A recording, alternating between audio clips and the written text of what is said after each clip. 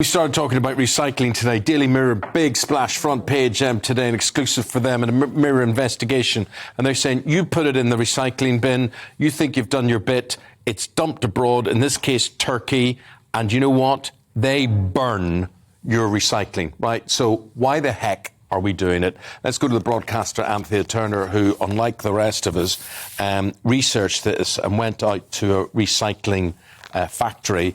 And Anthea, you told me what you saw, and what you told me shocked me. What did you see there? Good morning to you. Good morning. You see, Eamon and I, by the way, just to fill you in here, are slightly obsessed with rubbish. Right. Dirt, rubbish and bins. And so we have lots of chats about this. And I rang you up when I got back because what shocked me and has absolutely changed me is we put things into the recycling bin without really thinking. And how many of us put something like a creme fraiche pot in and we don't wash it out?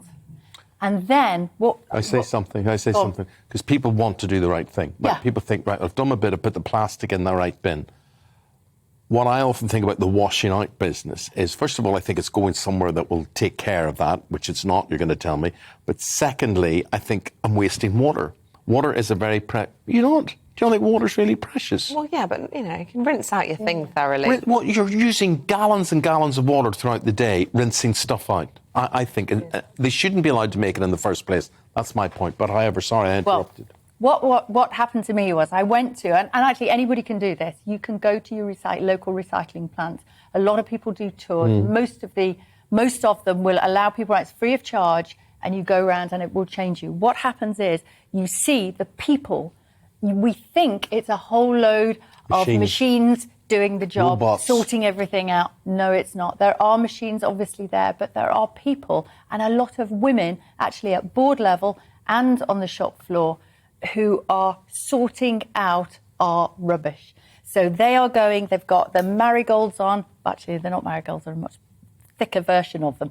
But they are there on these belts picking out all the rubbish and the things that shouldn't have gone in the recycling in the first place. Because your yoghurt pot has not been washed out. And the stench, because people haven't actually been circumspect with what they've put into their recycling. And we haven't thought about it. And we haven't read the labels, of which all the things are labelled. We assume it can be recycled.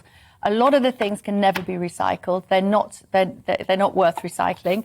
And a lot of the things that we put in are dirty. And who thinks that somebody wants to blow their nose and stick a tissue in? People do that. Of course they do, absolutely. Terrible things. Nappies go in. They shouldn't be going in.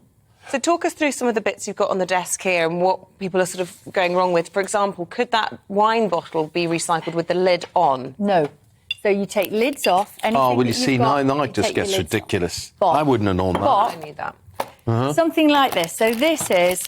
There was pork chops in this. Yeah. And we think, oh, right, so you take the pork chops out, you cook them and you chuck the whole lot in the recycling. No, actually, only the bottom bit can be recycled. So right, you take Anthea, all this here's off. where I'm going to say, you're very good and you're better than me, but I just think that is not my responsibility. There should be companies, bodies, authorities, government, regulation, whatever, that says that can only be made in one way, which is totally recyclable. But this is the way it's made. None of these little tiny bits of plastic and things like cling film and that, none of those can be recycled. But we have to take some responsibility. Greenpeace have just done this survey and they got 100,000 homes, families, to write down for 1 week in May how much they buy and get rid of single-use plastic.